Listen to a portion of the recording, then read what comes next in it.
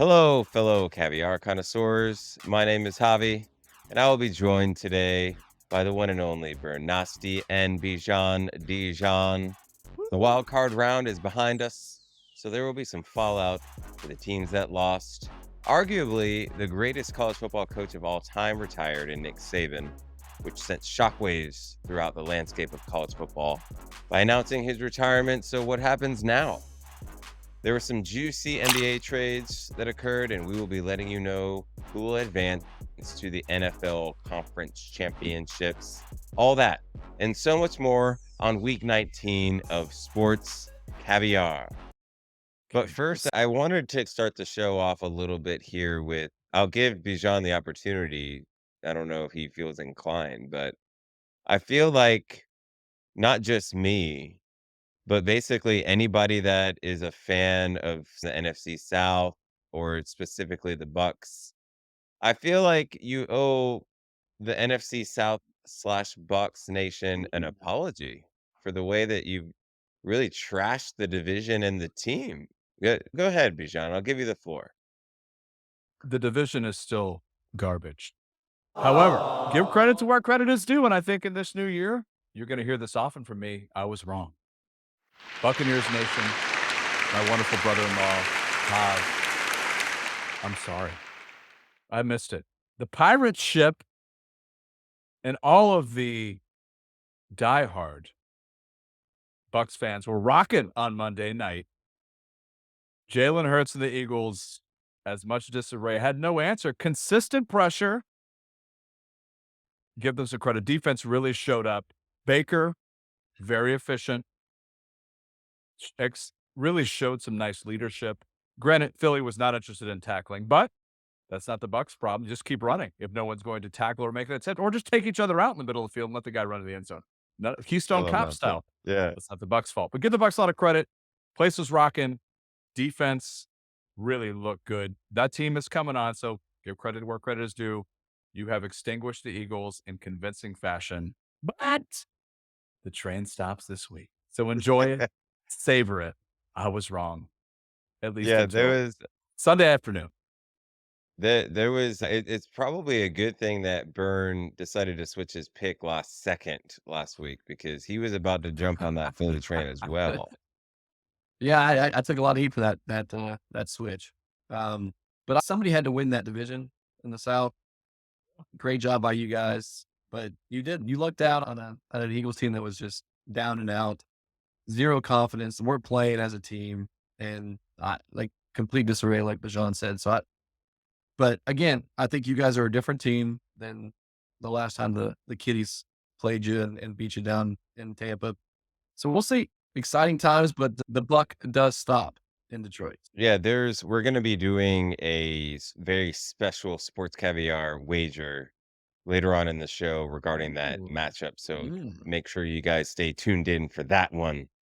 But let's just go ahead and jump into the deep end of the pool right off the rip, fellas. Let's get into our first pick, our first prediction, and we're gonna start off with the Kansas City Chiefs traveling to the Buffalo Bills. Mr. Nasty, the floor is yours. Bills are minus two and a Mm. half. Look, I have been on the Bills bandwagon for probably the last 4 or 5 weeks, and I think that they are finally just they're finding the right gear, and I think they're playing better than just about any team in the playoffs right now. I'm still on it. I'm not going to get off of that. I think the Bills finally get their revenge here with KC. I hope it's as good as last year's game. Just an exciting finish, but yeah, I love Bills defense. The fact that they can run the ball. They've got a quarterback that is one of the best mobile quarterbacks in the league, and what he did last week, impressive. So give me the Bills. Lay the points. Send Mahomes and Andy Reid packing back to that cold tundra in KC. Yeah, let's build up right now. Buffalo All Wild right, Wings, let's go. Burns going with the home team. But Jean Dijon, do you agree? Are you aligned with Mr. We are Nasty? aligned. I've been aligned since I placed a 25-1 wager on the Bills about 5 weeks ago. Got a great value on that. I continue to stand behind Josh Allen and this resurgent Buffalo Bills wagon is rolling. Bills have won 3 out of 4 in this series. As Byrne alluded to, that one loss was that instant classic 42-36 in Arrowhead. However, Bills have earned the right to host that game in Buffalo this weekend. Two key stats to look at. Bills really moving the ball well on the ground in multiple ways, whether it be Captain James Cook or Josh Allen with his legs or just someone else on a jet sweep. They are 7th in rushing. Kansas City 18th against the rush. Granted, they were able to stuff the Fens. I was wrong about that one as well, but this is a different beast altogether. Tua is not going to hurt you with his legs. Josh Allen, you saw what he did on Martin Luther King Day, that 52-yard run, second longest run by a quarterback in playoff history. Second to Colin Kaepernick. I'll have second stat is turnovers. So Kansas City struggles. They turn the ball over at 24th in the league. Buffalo forces the third most turnovers. So give me the Bills to continue circling the wagon. Weather not a factor. 25 balmy degrees in Buffalo. Give me the Bills outright and -2.5. 4 burns on each.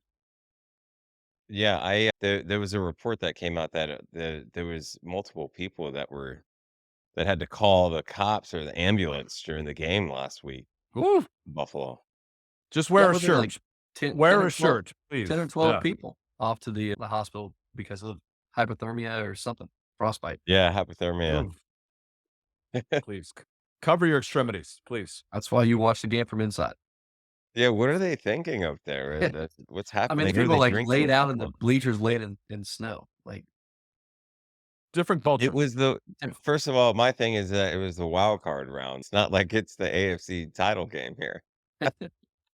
Why are you guys doing that? Uh, Save it. but okay, this is actually interesting, and I don't know if this is good or bad, but this is a clean sweep for the Sports Caviar crew for the first game here Mm. with Buffalo -2.5. Now, I'm gonna tell you why. All right, so when you look at I think that what's very important when you start to advance into these playoff rounds is balance, right?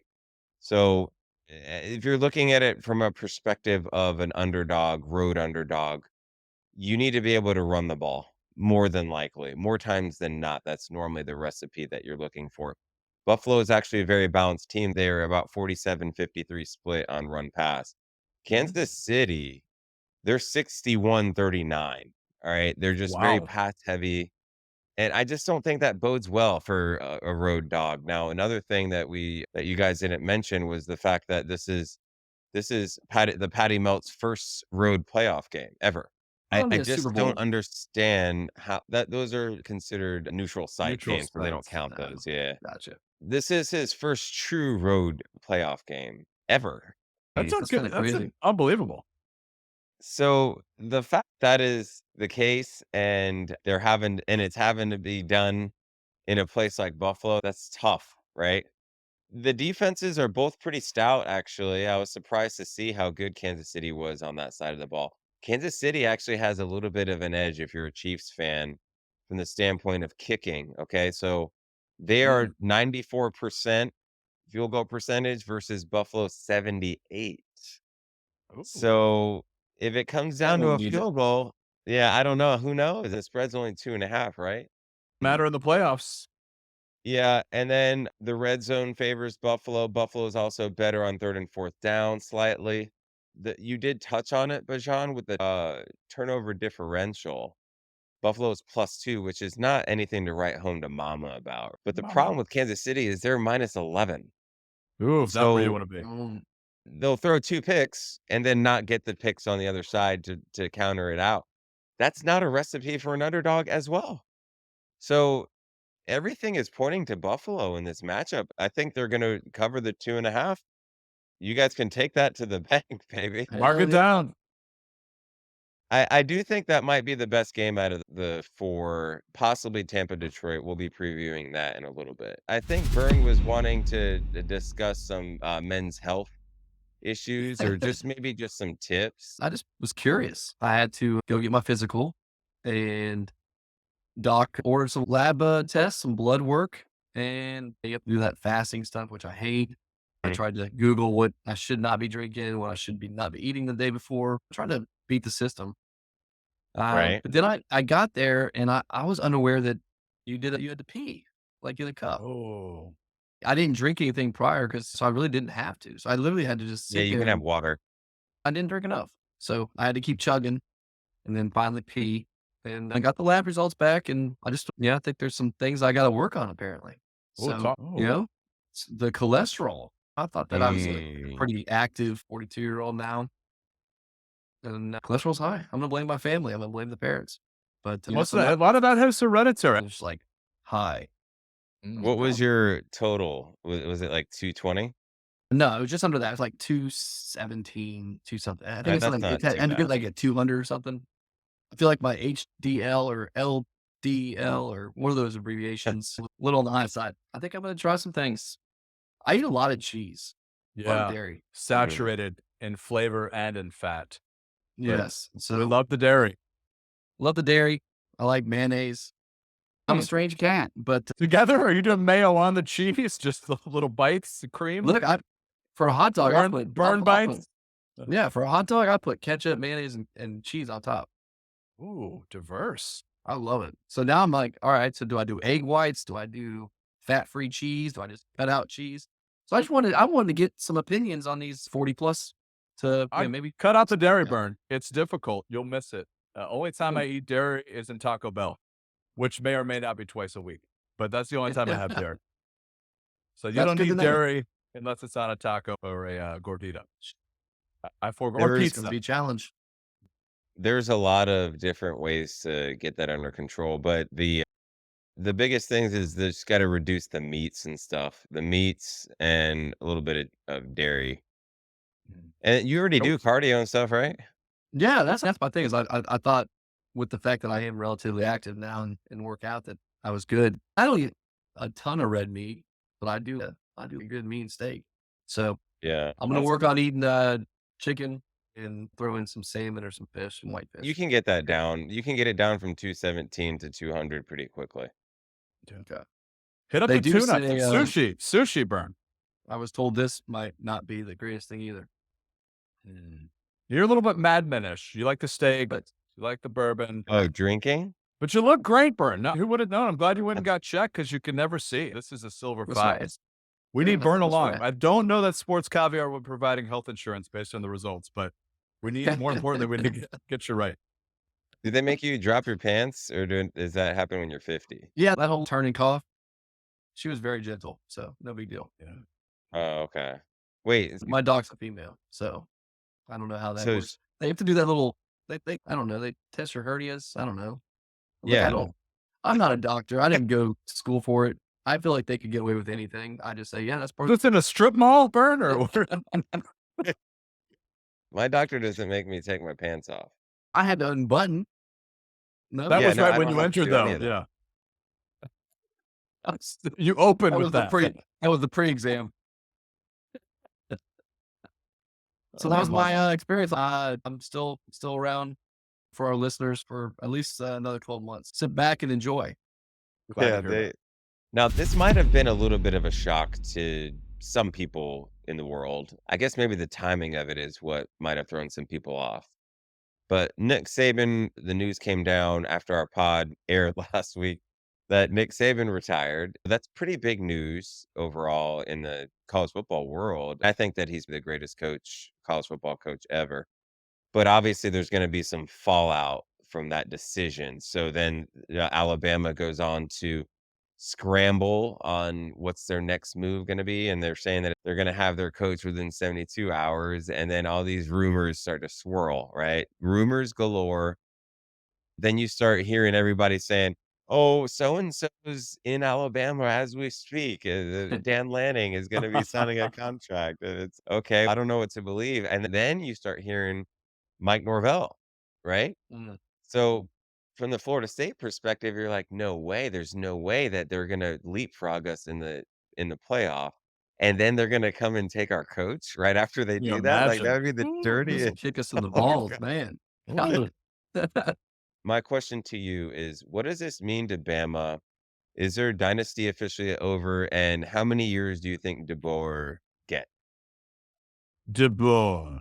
I'm not sure if the details of the contract are out yet, or I'm not sure if we've seen that, but it's not. I like his offensive mind. It is impossible to follow Nick Saban. Again, I think we talked about that in the prior show, or someone else trying to follow a legend. I want to be the guy after the guy that follows it. So really tough ask, even coming from a really well-established and revitalized Washington program. It's a totally different conference, a conference that's now defunct, essentially. This is the SEC. However, if you're an Alabama fan, I think I am excited about the offensive side of the ball. The defense is where I may have some questions. They tend to get a lot of athletes on that side, though, so maybe that's where you want to lean. Nick Saban, almost 300 wins, just short, 7 national titles. He ran his empire like a corporation. He set his coaching tree is long, like Abraham of coaching. Many coaches, I think he really set the tone of how you want to run a program. And I'm going to miss him from a college standpoint. Am I going to miss losing to him consistently? Is it them being in the top 5 every year? I could do without that just from a competitive standpoint. But I'm a coach at heart, nowhere close. I think I have maybe 29 career wins. That's across 7 years, not 297. But I appreciate what he did for the profession, the way he handled himself, and the lives that he impacted. So cheers to Nick Saban. Tough one for the Tide, but I don't think they settled in DeBoer. It's just time will tell. Going to be a tough shoes to fill. Burn. Yeah, I think I agree. I don't know if the dynasty's over. I think what Saban's definition of a dynasty is completely different than what we would say. 17 seasons with Alabama, 201 plus wins, 9 SEC championships, 6 national championships. It was pretty much every other playoff he's at the national championship game. So it's just crazy how phenomenal he did as a coach and what he did for that program. Alabama was before he got there, and for what he's done, and like what John said with the coaching tree, and think about that though, because Sarkisian, he's in the playoffs. Kirby Smart, he's won back-to-back national championship prior. Yeah. So Lane Kiffin, top 10 with Ole Miss. His coaching tree is long and it's really good, and it's hard to put into words really what he's done for that program, plus for college football. But yeah, I would hate to be DeBoer right now to follow those shoes or follow those footsteps, and to think that I don't think that he was Alabama's first choice, No. but I don't think he was far off. Like, he's top 3, maybe he could have been second, but DeBoer wins. Wherever he's been, he's won. I think Alabama's going to be tough for him, especially in the SEC and on the recruiting side of things. Pretty easy up there. Not easy on the West Coast. It's less competitors out there trying to go after the same players. So I think that's going to be a challenge for him. But he nine seasons as a head coach, 104 and 12. So he's a winner. And Normally good. Washington was, I think, 4-8 the season before he took over. Yes. And they go 25-3 in his 2 seasons, 10-1 against ranked opponents. So he's got the pedigree. I think he can motivate. I'm excited to see what he can do, but I'm very thankful that it's not Nick Saban at Alabama, as we can probably talk about later with recruiting and with transfer portal. It's levels the playing field a little bit, although it probably puts Georgia.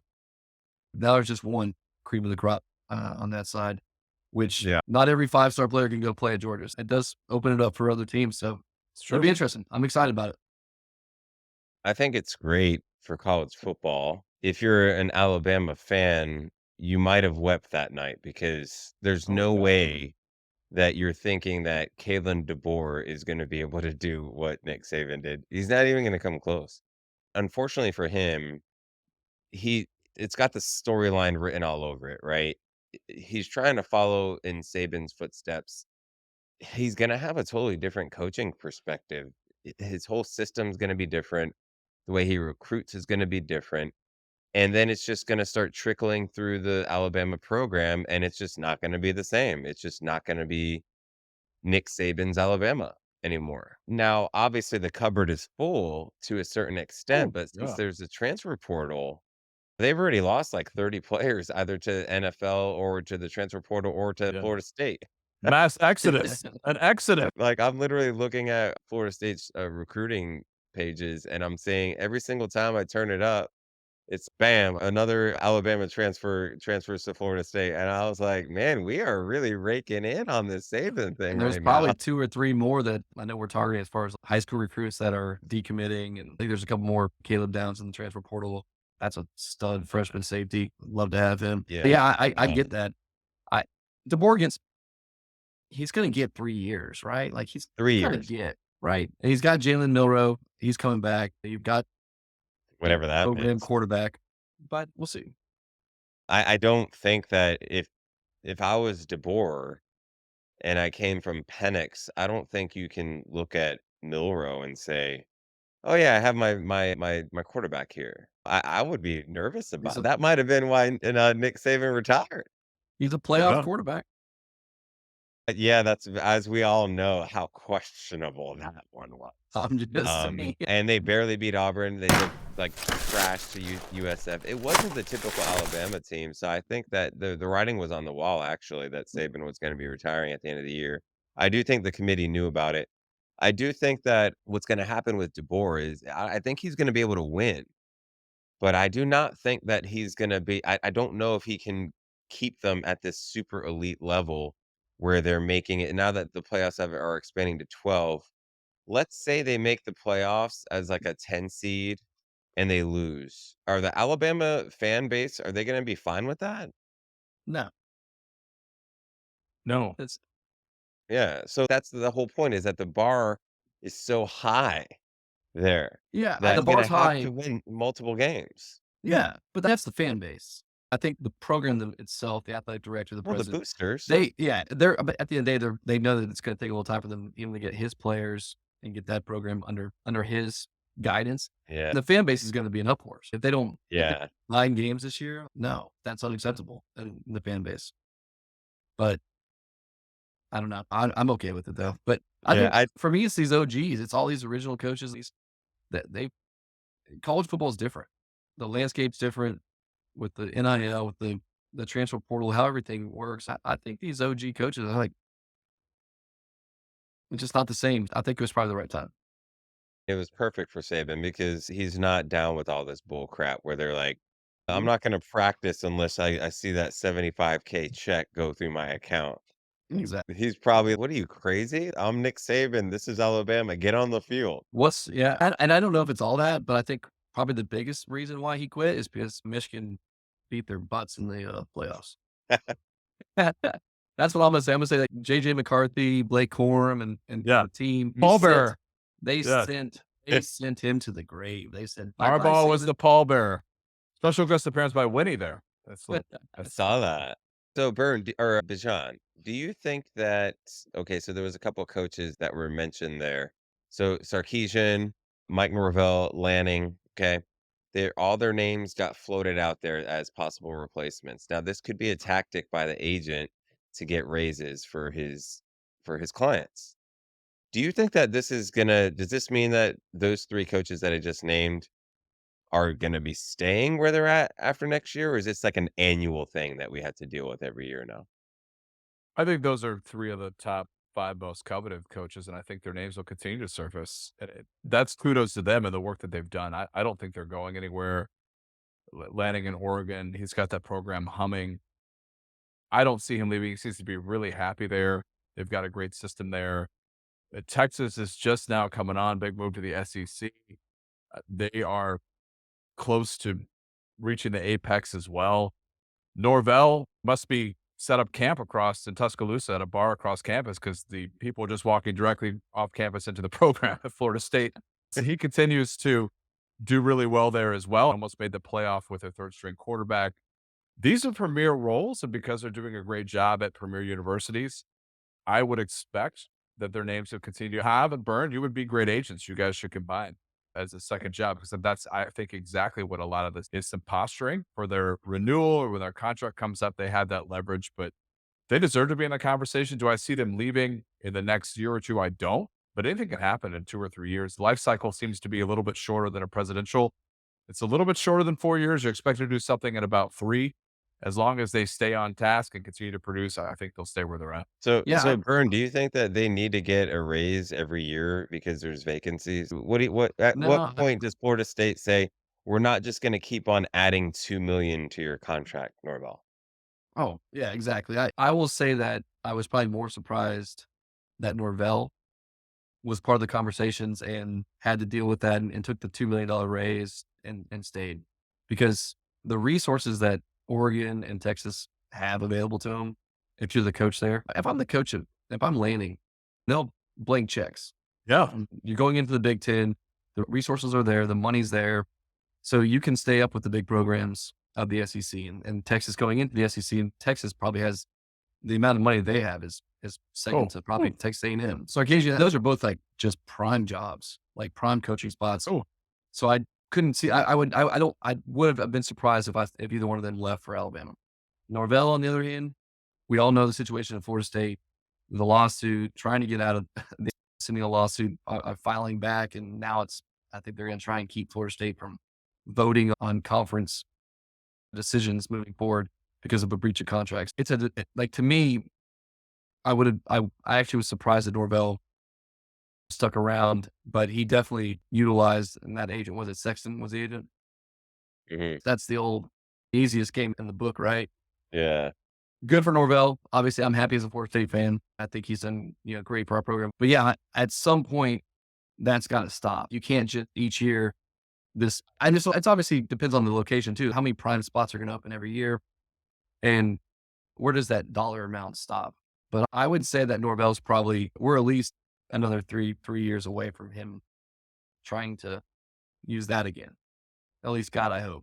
Yeah, Because it was a scare. Obviously, there's a if Alabama comes calling, the I was phone. worried. Yeah, I was Yeah. worried, but apparently 2 you mil just was got enough to keep snubbed. him. Yeah, and then he just said, "Okay, I'll just stay, and then I'll just take all of Alabama's players." So that's what's happening right now. How about that? Now, in the transfer portal rankings, I thought it was interesting. I don't put a ton of stock into these portal rankings because they're taking into consideration what these players were rated at a high school as well. A lot of these guys, they're so highly touted 4-star, 5-star guys out of high school, and then they suck the first year or two, right? So you take it with a grain of salt, but for whatever the case may be, Florida State is number 3 right now. Louisville was number 1, and Colorado is number 2. Are they I thought one and this was a two like total amount? Because they have more. They probably have more transfer Yeah, they takes. have a little bit more. They have more transfer people. I was surprised that Florida was 58th. It's not like Florida had a great year. Like, I would have thought that you guys would have been more active in the portal, but John, what are your thoughts? I think we've got a lot of young players. So we look at, I think we were the first or the youngest or second youngest team in the NCAA last year. We like a lot of our freshmen and sophomores. They got a lot of playing time, which as everybody likes. So we did not lose a lot of lower class. And we had some key names like ETN left. Obviously, that's a big blow. Some other key players, but Scooby Williams, he was young. But the other players, I think we like what we have. I think we are filling some areas of need along the defensive line and a linebacker, but I think we like a lot of what we have. That's why the rankings are very subjective. It depends on how many opportunities you have, how many people you can fill. So would I like to be higher than 58? I'm sure they would, but is that the end of the world, or is being in the top 5 probably is relevant because that means you're probably getting some studs, or in Colorado, you got a lot of turmoil, people leaving, things happen. So there's a lot of stories behind that. Again, Yeah, I don't this is such a new phenomenon that I'm not right. sure what we're ranking, and I've got to look into it a little bit more. I think it takes a couple years to play out. We know what a recruiting class looks like. Transfer portal, how are we weighing things? What are we looking at? I think still TBD. I'll give you a little bit of I wasn't sure about the transfer portal either, but what I've noticed with Norvell that I've absolutely loved about him is that if you have it's just like NFL free agency. You have holes, you fill them, and you fill them with veterans. You fill them with guys that have 1 year left, and then they're gonna go on with their careers. And I actually think it's a perfect scenario, really. It's a perfect formula because you end up blending these veterans in with the younger guys that you're talking about. So I think that you guys actually Napier would have had a perfect situation to bring in a couple veterans and have them come in and start, and then you start blending them in with those because if you guys were that young last year, then those guys are not going to they're going to be somewhat more ready this season, but they're not going to be as ready as a fifth year senior that graduated from USC that's transferring. You know what I'm No, saying? it's a great point, Have. I think we would have liked to have seen more of that. I think if you look at our schedule, which is the top or second toughest, if you look at where Yeah. we finished, do you wanna go there for your senior year, or do you wanna go to a program maybe that's a little bit further along or with an easier schedule? So I think that has something to do with it as well. So some of that's in our Maybe. control. Yeah. Some of it's not. Our schedule that was written 4 or 5 years ago. So I think we look at that. But you bring up a good point. That's how you wanna do it.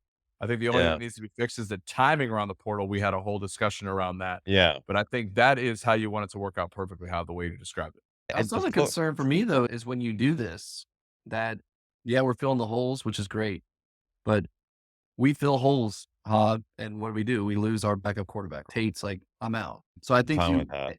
I know, but he's put on 4 years and he's been on like a great backup. I would have preferred him as a backup for DJ, but I think you do lose some of those high school recruits as you fill in with the portal because Yeah. they know that their playing time Yeah. is now.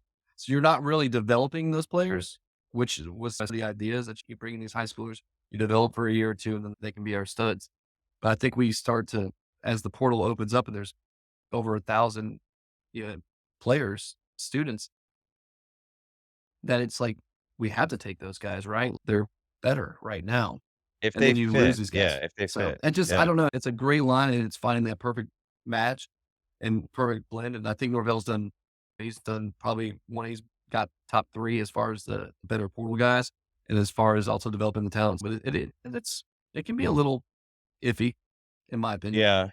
He got us at 13-0 with using transfer portal, so I was fine with it. Now here's the thing, the last Florida team, Miami, made some news. They actually went out and got themselves a quarterback. So Cam Ward was the number 1 rated transfer portal quarterback. He declared for the NFL. Apparently, he got some feedback that he was gonna be around a 5th to 6th round pick in the NFL. Mm. And then he decided to reverse course and come back to college, and he decided to go to Miami. So my question to you guys is, was that a smart decision? I'll start with you, Bern. Yeah. Once you get that kind of information, he can make probably double that playing for Miami. That NIL money is obviously key. I bet you he's going to make more in that his 1 year in Miami than he would have made in his 3 or 4 year deal on the Rookie NFL. contract. Yeah. Yeah, it's a smart move. It sucks because he's going to Miami. I don't know. He made the right decision. I feel the timing is weird. Took a long time to make that decision Yeah. right when Florida State needed an answer, he decided to go to the NFL, and then once we got that squared away, it's like, yeah, I'm good. I'll be back. I don't know. I feel that the timing was a little sketchy, but he made the right decision, 100%. Bajan, do you think that 2 questions for you. Do you think that he knew how did he not know that he was a 5th round pick before he declared? And secondly, my bigger question is, sure, it's fine for him to return once he figures that out, but my question is, do you think Miami is the place for him to develop that last year of his eligibility? Not based on what we saw from that coaching staff. But to Burns' point, if I want to develop, I'm not going to go to the U right now. It seems to be in disarray from a coaching perspective. Granted, as Byrne Yeah. alluded to, the money is flowing, and it's a long shot from Washington State University, completely change of latitude, longitude, and temperature. So if you're looking for that, you're going to have a great time there in South Beach and live your life. Good for him. He had a great 3,700 yards, 25 tutties, only 7 picks, completed 2/3 of his passes last year. There are certainly some physical tools there. Do I think he's going to get exponentially better and become a second or third rounder at the University of Miami? I don't, based on what we've seen from their quarterback position and the way they play. But he's going to make Yeah. a ton of money, and he's not probably going to be getting worse than a 4th round. Maybe he improves a round. Yeah. He probably figured that it was more of just, "Okay, fine, I'll just stay as a 5th round pick and I'll just take the cash." Join South Let's Beach. let This is great. Sounds like a great Yeah. idea. Yeah, Yeah. yeah, yeah. I can't you're right, you're right. Let's get to our next pick here, the second most important game on the docket, I think. It's the number 1 most important game to the Sports Caviar crew. So Tampa's traveling to Detroit. I was really hoping that the line was gonna move to +7 for me, but it's just sitting there at 6.5, so that's what we have to deal with here. Nice try. Um, I was trying to get a special wager here because obviously, if you've been following the show, as like with this is like a sports caviar matchup here, Tampa Detroit. This is a rematch. We actually were able to attend the earlier game in the season. And so I wanted to make a wager where whoever loses has to rock a full grown mustache for a Mm. podcast episode, which we are going to do. I wanted to do it against the spread, but Byrne got real scared about that, and he did not want any part in that. And he just was like, no, whoever wins, that's what we're doing. So he's too scared to go against the spread. That makes me think I'm that just you're saying. taking the Bucks against the spread. No, I didn't say that. I'm just saying that this is a confidence factor for both of us. You feel like you need the points. And so I don't think it means anything different than me saying, I don't want to give you the points. So Yeah, 6.5 is a lot of points to just say the Bucks are gonna win, right? It's not like it's not like the Buffalo game where it's -2.5. That's almost a coin flip game. This is not a coin flip game. Vegas is saying that Detroit's gonna win the game. So it's they almost said like, that Philly would win the game. oh, that one was more of a coin flip. It was only -2. Where Vegas was wrong was the Dallas game, because that one was Yeah. -7.5. So what we're gonna do is we're gonna throw a little bit of cash on the against the spread, but we are going to be doing the Mustachio bet for the winner and the loser. But see, So just so I'll that be we can, honest. And it's not fair because this Mustachio bet, God forbid, Detroit does not pull this out. Like yeah. I'll be rocking some sort of part mustache, quarter mustache, eighth of a mustache for 4 straight weeks of podcast. That's great. So, Well, because it's going to take me a little longer to grow this damn thing. You guys apparently can grow it in 6 days. And Hav, you've already got it's over. yours. You've got endless opportunities. Yeah, you've already Just start started. thinking now. You could do some ideas already. Go ahead and start I would workshopping them. say, and I think the listeners would agree with me. I think that Hobb needs to trim his a little bit because he's already going to have a natural born one there. I want to see the growth and the The progress. awkward stages. Yeah. Yeah, that's fine. because I'm going to have 4 weeks of awkward stages. Yeah, Even I'll the finished it product has to is going to be be. now it has to be full grown. So once it gets fully thick, then you shave the rest of the beard, and it's just Mustachio for one pod episode, and then you can shave it. So light. We So need those kitties to win, Bajan. I'm telling you that. I all got right, a so lot I'll of let things you planned in the start. future. Vern, Ladies. tell the listeners why Detroit's going to cover and win this game. It's our season. It's our season. We have taken so many kneecaps off this year, just one by one, and we are going to continue to do so. If you look at what we did week 6, we traveled down, and not only did we travel down to Tampa, we turned it into a home game for the Kitties, and we dominated from start to finish. And we did not have Jameer Gibbs, who is going down as one of the better rookie running backs of all time as far as the rookie season goes. Ross St. Brad was slightly injured. Sam Laporta Yep. was slightly injured. And our boy, and who had the most rushing touches and yards that game for the Lions, Craig Reynolds. Ladies So and gentlemen, Craig Montgomery- Reynolds. Yes, that if Craig Reynolds made an appearance in our podcast, there's an issue. We did, and he did, and Montgomery got injured in that game. So I just feel like we are a better team than we were in week 6. I think we can. You guys cannot run the ball. One of our strengths is our rush defense. I think making you one dimensional.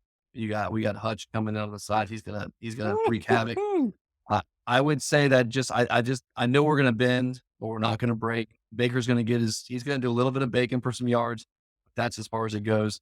I think the Lions covered. I think the Lions win, and exciting times for the Kitties and the city of Detroit. This has been a long time coming. I'm super, super excited for it and can't wait to bring home a W and get that NFC championship. Big day for the Kitties, big day for golf, big day for a running game.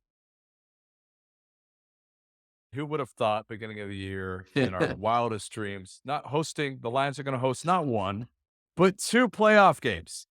Second playoff game that we're going to host. You would tell them that the divisional round would be against the Tampa Bay Buccaneers, a team that they manhandled 20-6 down in the pirate ship for Hobbs' 40th. Jameson Williams, it was his first game back as well. He is well integrated into the offense. Both running backs are healthy. Give the Bucs credit. Tampa Bay, over the last 5 games, has only allowed an average of 13 points. Now, they did play Carolina, which skews some things at a 9-0 thriller, but 13 points a game is Cut impressive. out. That defense is playing very well right now. However, on the same account, the Lions offense is roaring. Motor City Kitties almost just short of 30 points a game on offense in that same 5-game stretch. I like that to be more of the trend than 13. 20-6. We weren't a full team. Tampa's gotten a lot better. I like this 6.5. I've got Kitties Mm. 23. I've got Tampa Bay 13. Tampa Mm. Bay does force us into some field goals. Okay, we have been good. Badgley has been a good addition for the Kitties, kicked well. I don't think this is a high-scoring game. I think both defenses will show up. Tampa will muddy the waters here. I've got 23-13 Kitties in Ford Field, not the Pontiac Silverdome, but it's going to feel like it because it's going to be roaring. It was great to see the Lion King and Megatron on the sidelines. Yeah. Fantastic. You mentioned that Burn last couple stats I'll throw out. Your rushing defensive line, second best in the NFL. Bucks dead last in rushing the football. It's going to fall on Baker's shoulders. Lions offense in the passing end is second on that set. And Tampa Bay's defense is 29. Ooh, not a good recipe. And our yards per play, Kitties are a third. Tampa Bay 22nd in preventing the big play. So J-Mo, we saw it live in Tampa. We could see it again. 23-13 Kitties. Okay. I'm very happy that you guys got all that out of your system there. Okay. Because now I'm gonna tell the connoisseurs the stats that actually matter. Okay. I'm not talking bias here, like you guys with your little division. You love your little division. You love your kitties. Okay. I'm just gonna be talking facts here. Okay. First things first. This is a rematch, just like the Philly game, right? Now, you would say that in the first game that Philly and Tampa played, Philly dominated that game. What didn't they? Yes. Yeah. So now what happened in the second game? That was a complete reverse of script, right? Different Now, But team. which way are the teams moving, though? Would you say that the Lions are moving hey, in the way of Philly, right? hey, hey, Yeah, hey. that's All come right. on. This is our revenge tour, okay? So let me You lay live the in a weird, groundwork here. very weird Okay. world. I'm gonna lay the groundwork, all right? So we avenged the loss against Philly. Now we have a chance to avenge our loss against Detroit. Now, moving forward, San Francisco, let's say they beat Green Bay. That's also a rematch game. We would have a chance to avenge that loss. Let's say Buffalo gets to the Super Bowl. That would be a rematch. That would be another chance to avenge another loss. I think that the Bucks, their destiny is to just avenge all the early season losses. Baker Mayfield signs a mega contract in the offseason, and that's what's going to happen. Now, this is what's going to happen in this actual matchup, okay? So, red zone Detroit is very good in the red zone. Mhm. 65% they score. But the That's right. problem here is that Tampa, their defense really tightens up in the red zone. They only give up 42%, which is one of the league's top best, right? Hmm. So something's going to have to give there. That's strength versus strength, right? Yep. Now, Detroit likes to run the ball in the red zone, but Tampa's running defense, rush defense is top notch. So if Detroit, if it, I think that what's going to end up happening is Detroit likes to run the ball in the red zone. That's why they're so efficient in the red zone. But Tampa, they're going to face a team like Tampa that loves to clamp down in the red zone. And then it's going to be up to Goff, right? But that's not what Detroit likes to do in the red zone. They like to run the ball. So I think that's going to be an interesting to watch. Now, Tampa Bay, they're seventh in sacks in the league and seventh in defensive points per game. Detroit, 23rd in sacks, 23rd in defensive points per game. So Tampa Bay has the edge there. The problem that I think that is getting overlooked here is that Goff has had a history of struggling against the blitz. Okay. Yep. Now, this particular season, not so much, but historically, yes. So I think that what could very well happen is that if Tampa's defense shows up the way that it did against Philly, they could rattle Goff very easily, actually. So which Goff are we going to see? Are we going to see 2023 Goff, or are we going to see the typical Goff that we always see? So Yep. It's this another year. thing to watch there. I Now, think Havertz's a good point there. But we see, I think you may have played your ace early, though. We've seen that game film. We've seen what you brought at Hurts, and it was very effective. I think if you're coming out in the first game and do that, we might be caught Mm, off guard. But the portal will be ready. Jama will be ready on bubble screens. We've seen the tape, but it could. Pressure is the way to get yeah. the golf, so you're right on that. Yeah, so I think that one thing though is that Todd Bowles, he's a blitz guy, right? Yeah, you might have seen 10 different blitz packages against Philly, but he probably has 15 more that you haven't seen. I think that this is gonna be very interesting to see from that standpoint. Can't wait. McLaughlin, our kicker, he's 88% kicks over 50 yards.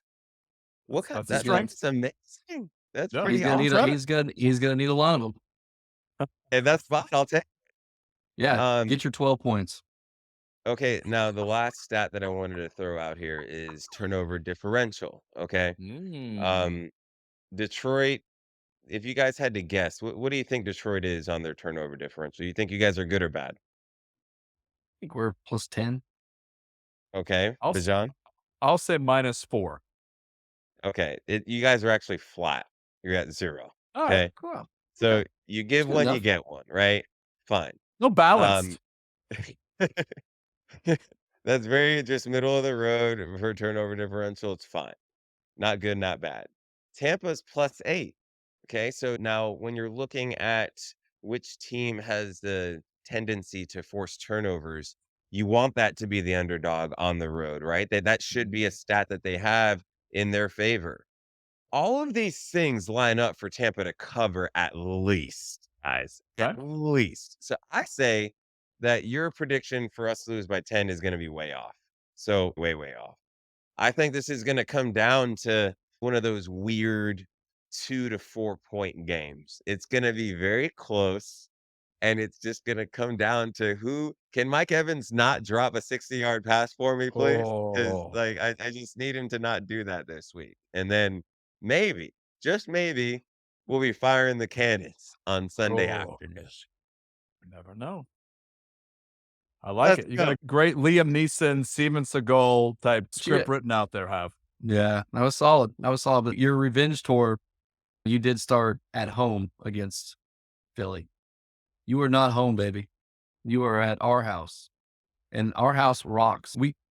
The reason that we beat the Rams was because we rattled Matt Stafford. He had to call timeouts. They didn't have enough timeouts at the end to keep that drive going.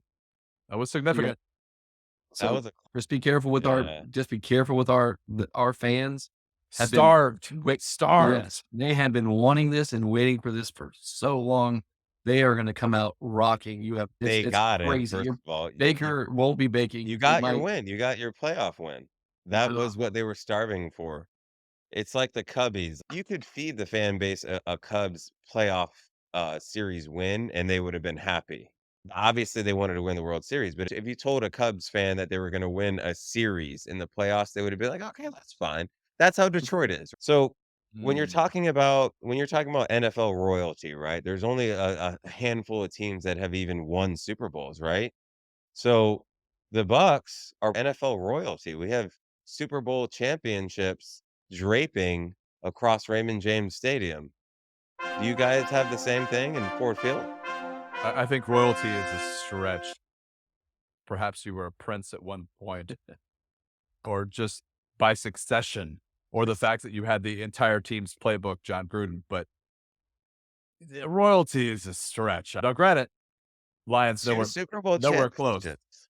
Yeah. Not royalty. Royalty is 4 or more if you want to be in the royalty category. Have you put We're a well couple? on our way. We're about to get our 3rd one this year, and here's the thing. Oh my.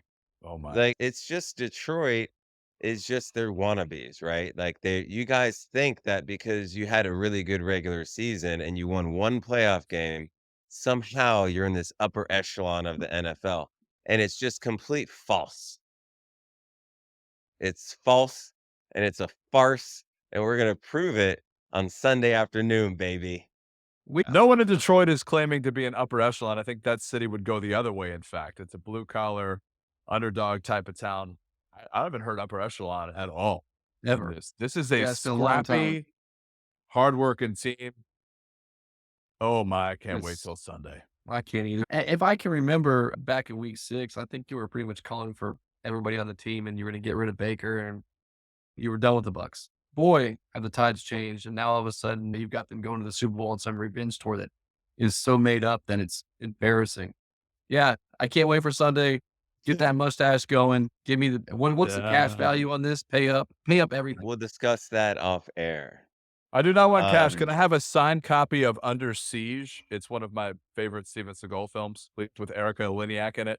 Please, where the just a heck are we signed gonna copy. The find that? VHS would be great. I was thinking like maybe a video of you in a Lions jersey saying how Ooh. good the Kitties are and how much you love them, and that you want to be a part of Dan Campbell's kneecap biting, squad. Oh, one last thing before we move on. I would like to point out that we stopped the tush push, the brotherly shove. Ooh, credit for that. We'll give you credit, but we don't do the push. I We mean, just score touchdowns. what is that? That Golf was Gallup. amazing.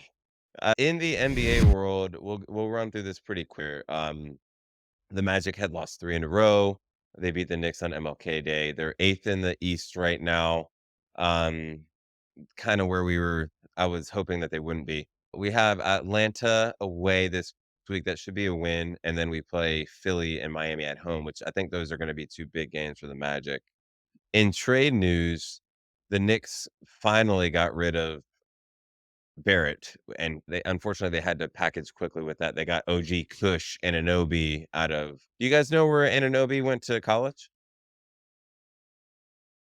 I want to say Syracuse? Maryland. Our friend Heath Hamilton would probably be happy about this. He's a Hoosier. With Oh, that's right. Hoosiers, He is yeah. a Hoosier. That's right. Yeah.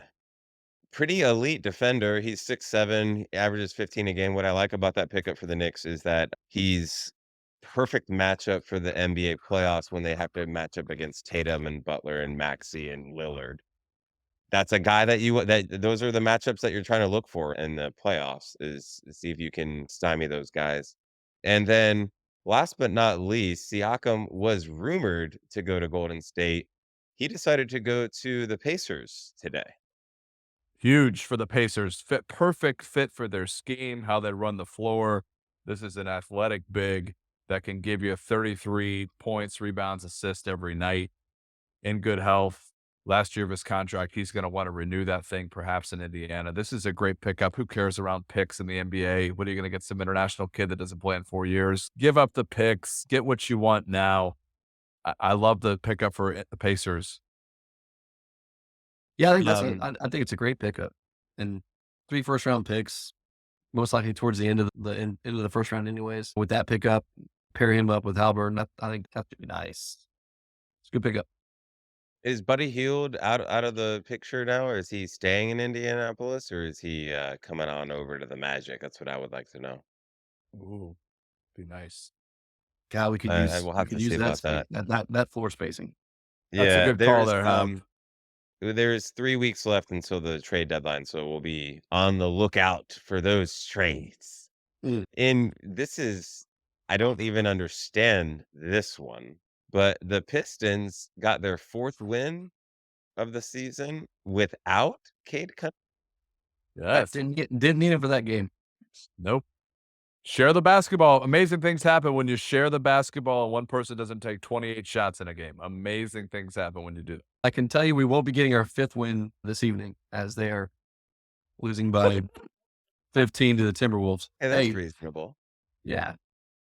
Let's just get the 10 and hopefully get the first round pick, and we'll see what happens.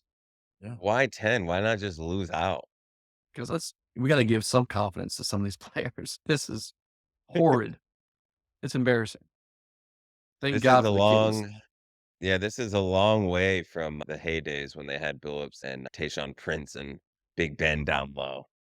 I just, especially for what we paid for Monty to be head coach, and this is as bad as it could get. Are you a Pistons fan? Yeah, I'm Detroit everything. Oh, okay. I didn't know that. Yeah. One of his 5 NBA teams. Vern That's has a top 5 in each sport. He's very diverse.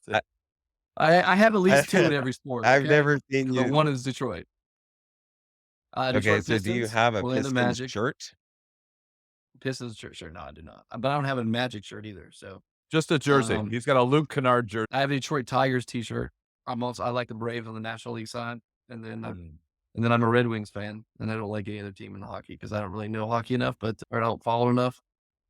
But I love Steve Yzerman, and that's all that matters. No, don't tell our fans that you don't know anything about hockey. They're gonna think that we don't watch hockey. No, I don't know anything about other teams. I don't care about the other teams. That's the I'm a truth. Yeah. I'm a Red Wings. Listeners, there's 3 of us, okay? We don't all know everything. And then Golden State, Draymond Green returned, okay? It was the script was perfect for his return. They were playing a decimated Memphis team. They were Mm. without Bane, Smart, Rose, Oh, Morant, Adams, and Clark, okay? Mhm. And Golden State loses that game. Now, Golden State how in does that disarray even right happen? now. I think that Nuggets loss on that buzzer beater really was a gut punch for them. I know these are professionals that are able to move on, but that Jokic, when he hits that 48-footer off glass, defeating a game they had in hand, ever since that moment, they have really airs come out. They've been just lackluster. I don't know that Draymond addition is not subtraction from addition, if that makes any sense. So, yeah, good for Memphis. They're not giving up. Again, another blue collar team without Bane. Hello, Gotham. And the rest of the team. That's a tough win for them, but nicely done. They've been competitive. Yeah, it's really inexcusable, right? On paper, Yeah. that should be a W about as easy as it gets. So I think I'm with Bajan. I think that it's subtraction through addition. I just think that team, with everything going on behind the scenes and on the court too, it just they've got to do something. I think they have to blow it up and then figure out because you should be able to get some picks. You should be able to get some players, some young ones for some of their bets for sure. Do you guys think that the only way that happens is you have to trade, Klay Thompson? Has to. Please. Thompson, Wiggins, and Draymond, I think would get some solid in return, some draft picks, and you could probably throw in Kuminga. I just think he just needs time on the court. But yeah, I think you blow it up, man. You can't get draft picks. You're talking about, like, trade away Steph Curry too? No, I think Steph's got what? How many more years we think? 3? Another 5? 3. Okay. So 3 and 5. I think you can blow I'm thinking you can trade those guys for younger, more Pieces. just more like pieces that fit and less Indians, less alphas. Do you think that Less there's a Chiefs, Less chance Chiefs. Sorry. do you think that I'm a Klay Seminole. Thompson would fit in good with a team like the Knicks or the Magic? I mean, yeah. The Knicks, I you guys don't Klay have any, Thompson, I think, would be great. but what assets do you have to send? The Knicks? Knicks. I guess it Magic probably certainly have some depends. assets, I think. But I it's mean, we've got guards galore. galore, Bunch please. And of we've young got guys, yeah. throwing a couple draft picks. I think the Magic definitely have some valuable assets that they could some Julius tradable pieces. Randle? Julius Randle for Klay Thompson? Do that. Is that what they need? I don't think Golden State needs that. I like the chemistry for the Knicks right now is good. I love OG in that corner. He's a great corner shooter too. We Yeah. mentioned that. He is great spot up guy that can let the other two do what they need and be ready to eat third at the buffet line. Agreed. Now, the last thing on the NBA, this was wow, okay. So, Phoenix, they were down by Ooh. 22, Oh, 8 minutes to go versus Right, yeah. Sacramento. They end the game on a 23-4 run, and they win the game. incredible. How does that happen, Bert? It shouldn't. With Booker and Durant, I think anything's possible, but I think it's what the stats on that. It's like the second time in history, right? Something like That's that. incredible. Yeah. Like Yeah. in 8.5 minutes to erase a 22 plus deficit. That's crazy. Yeah. I want to go back and watch how that happens. Like Yeah. it shouldn't happen, but Phoenix has the star power. They have the talent to do. They can shoot when they get on fire. They can be on fire and shoot from anywhere. But man, you have to go really cold. Really other sloppy side. play. I Yeah. watched the game last night. Turnovers. So I had a live under 249. That was a beautiful bet. Just didn't want overtime. Unfortunately, we didn't get it. But a lot of sloppy play. What I love about the Kings is what also prevents them from being upper echelon team. It's their carelessness and lack of ball control when it happens. They had a chance to slow the game down. to make crisp passes, to almost go four corners. There's no way to lose that lead. They're an up-tempo team. They take a lot of threes. They were really sloppy with the basketball. And when that happened, instead of slowing it down and calling some timeouts, they just got into this AAU back and forth, throw it up, throw it out of bounds. If you watch the film, extremely sloppy basketball, didn't take care of it. It's mind-numbing, but you could almost see it happening. Incredible comeback, good resiliency from KD, got absolutely just scalding late. Eric Gordon as well, could not miss, and couple that with the Sacramento carelessness with the ball, really an epic comeback. You just need 1 bucket more for Sacramento, and the game's over. Yeah, They you score 4 points in 8 minutes. What are you doing? really bad offensive execution.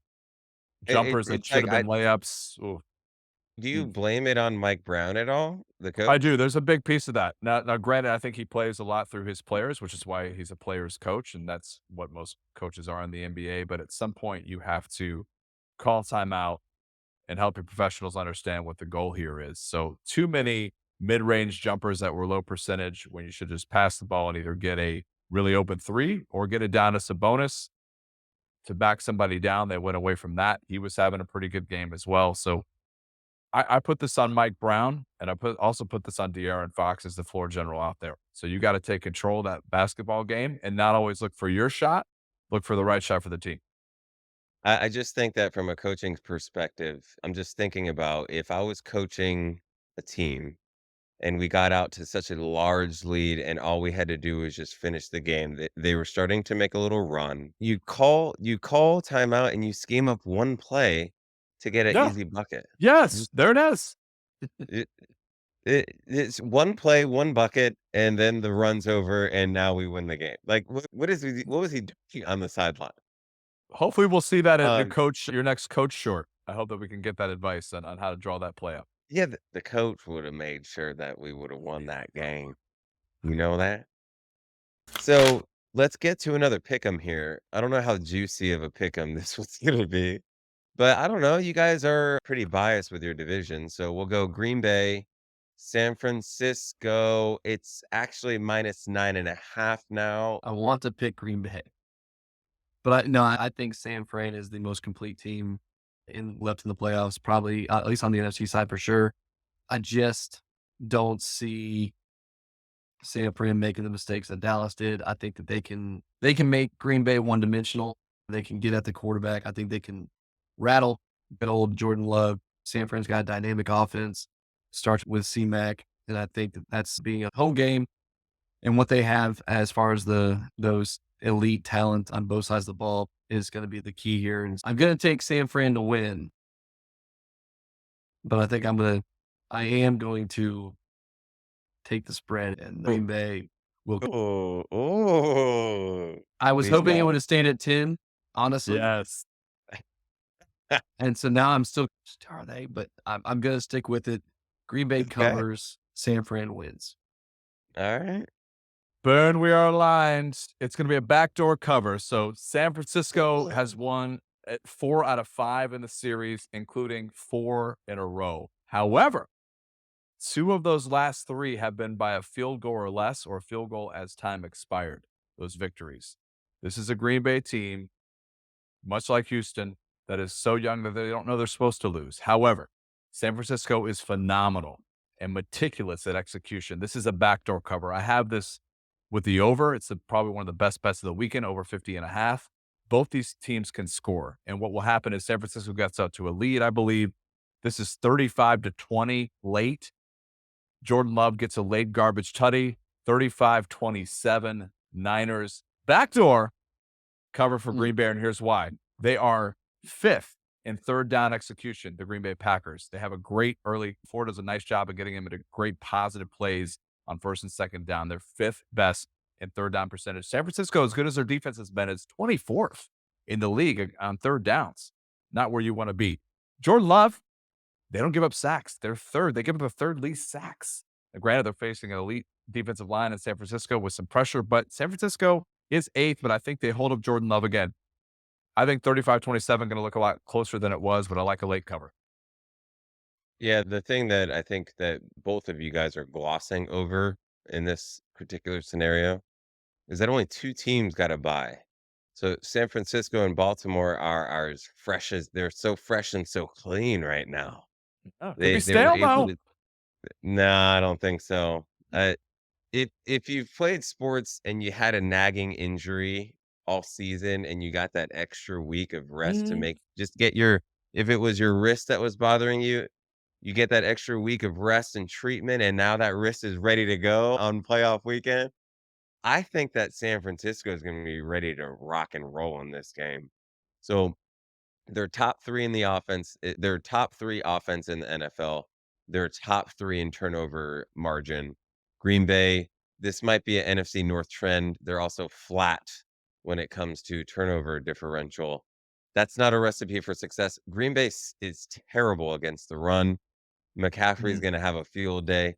I don't see how in on earth this is gonna be a close game. I think it's gonna be a blowout, actually. And San Okay. Francisco is gonna cover, no problem. They're gonna cover and obviously win.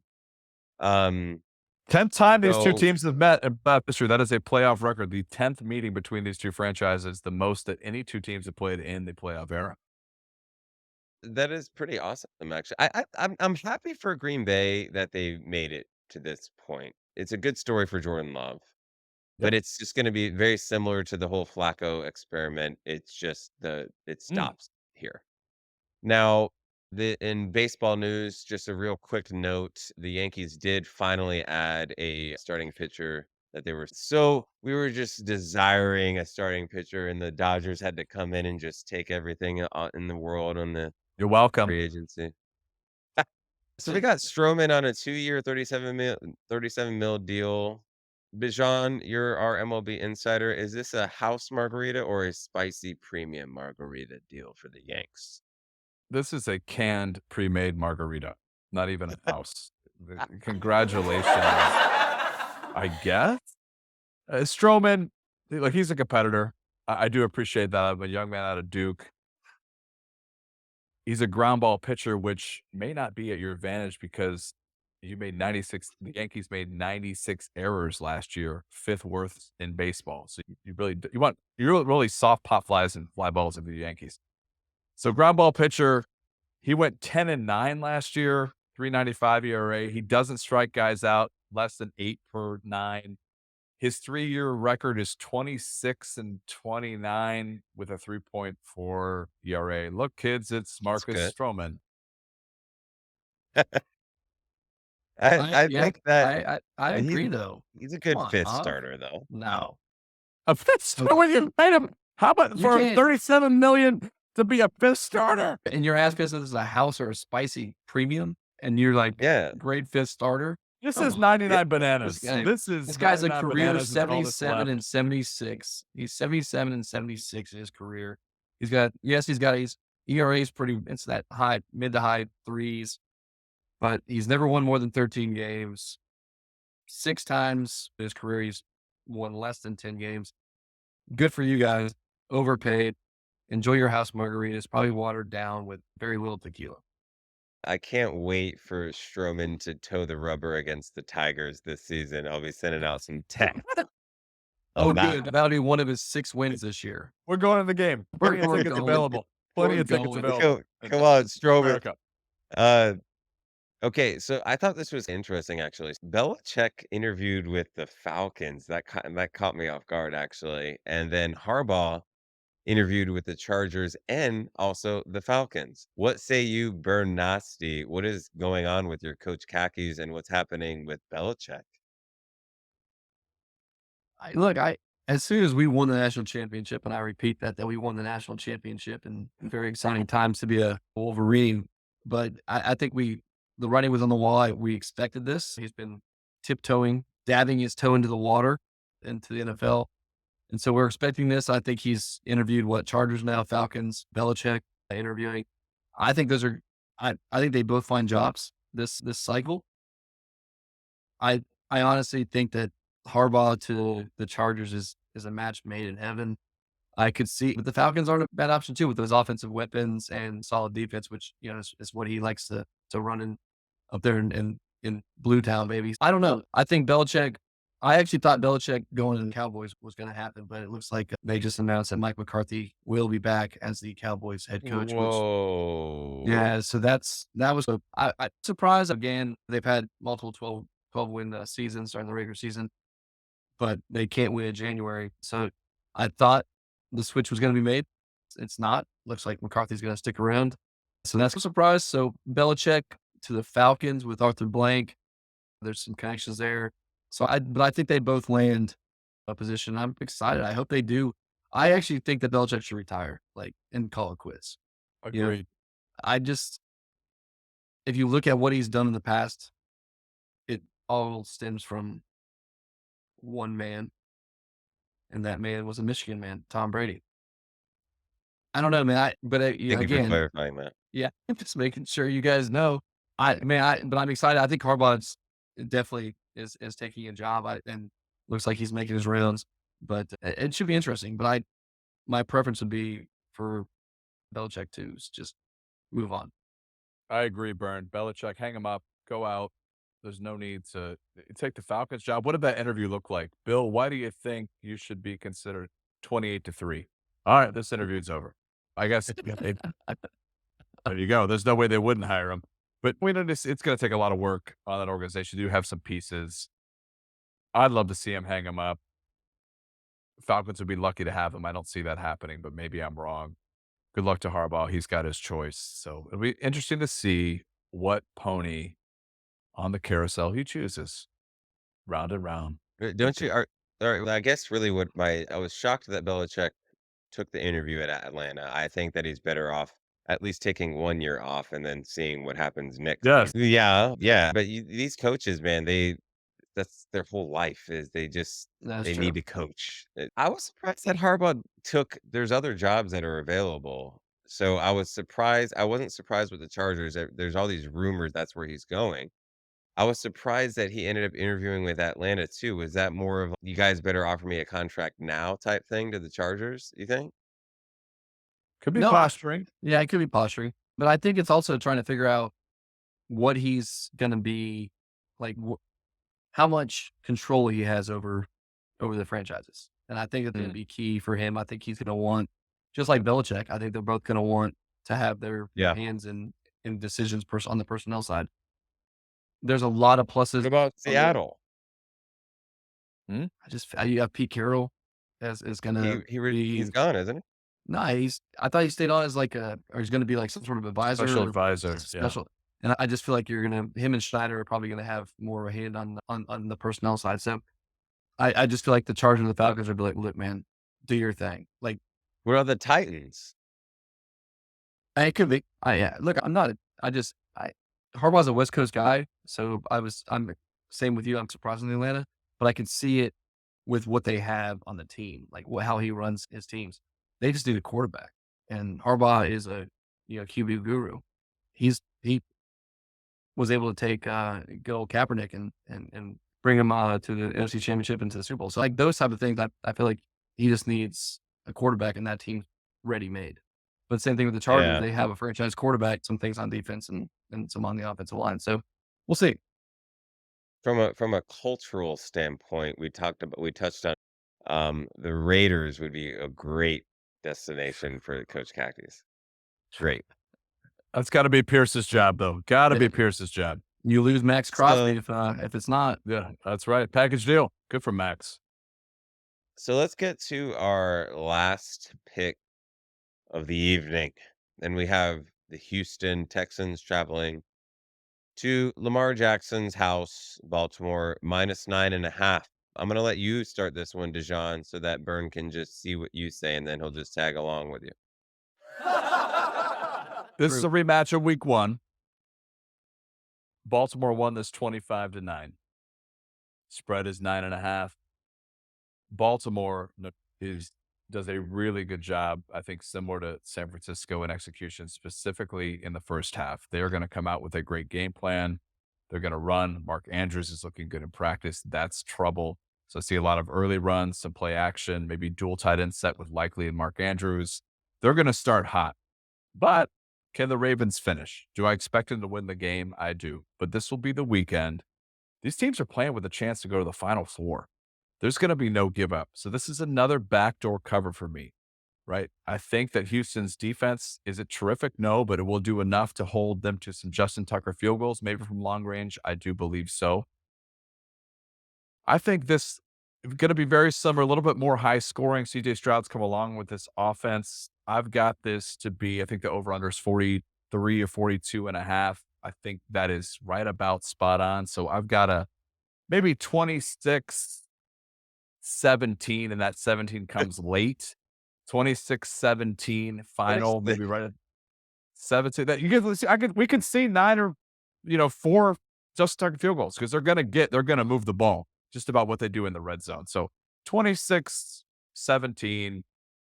Houston covers barely, but it's comfortable for the most part. For Baltimore offense, first in rushing. Houston is a top 6 team against the rush. So give them credit. D'Amico Ryan's done a better job than people give him credit for. And Baltimore on third downs, they're 9th. Houston 5th. So some good matchups. Houston underrated, and they're so young. They don't know they're supposed to lose this weekend. So could be a better game than some people think. Yeah, I think no, it'd I be think funny if Burns says the same exact thing that you just said, like everything verbatim. no, Yeah. I appreciate you letting Bijan go first so that I can hear a few more stats that help me with my decision making. As always, Bijan and I are aligned. The Ravens will win this game, but not so fast. The Texans will not cover this game. No, The no. the Oh, Ravens are too good. They will dominate.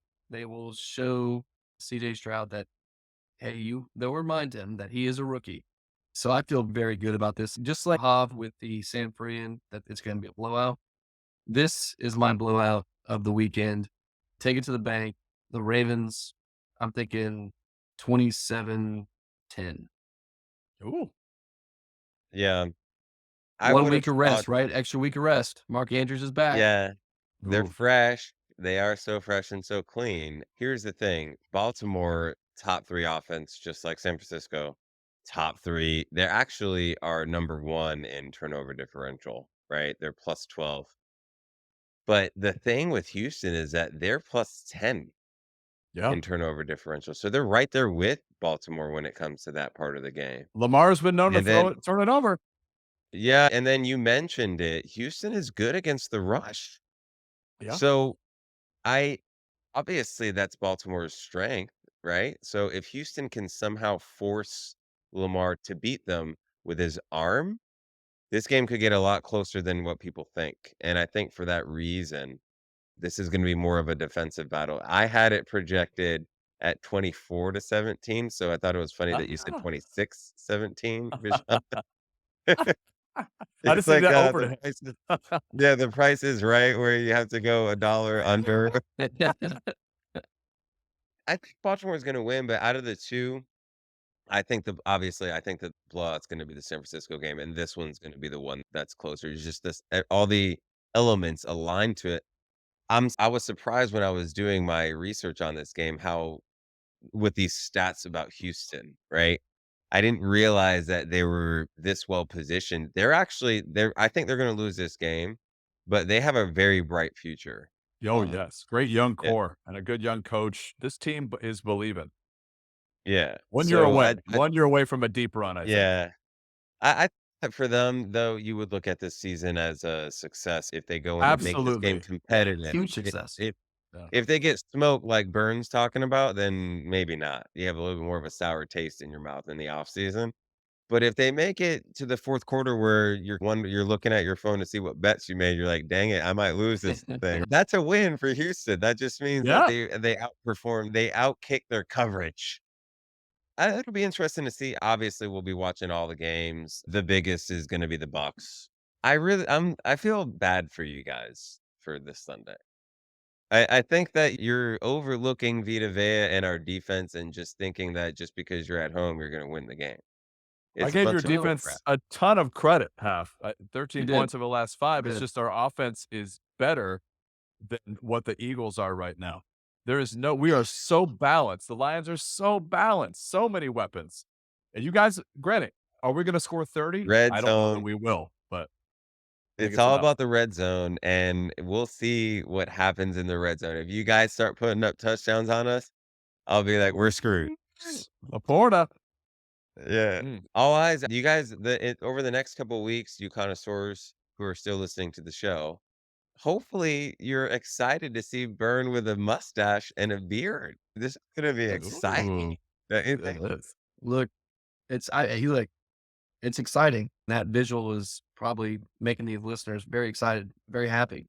But come Sunday, guys, let's realize that there's only one team playing on Sunday at 3 o'clock that's gonna win that game, and it's gonna be the Kitties. And I feel bad. I feel bad for myself too because I have to watch that game with our very own Hob. It'll be great. It'll be great when that clock hits triple zeros, quadruple zeros, fourth quarter, and the Kitties are moving on to the NFC Champ.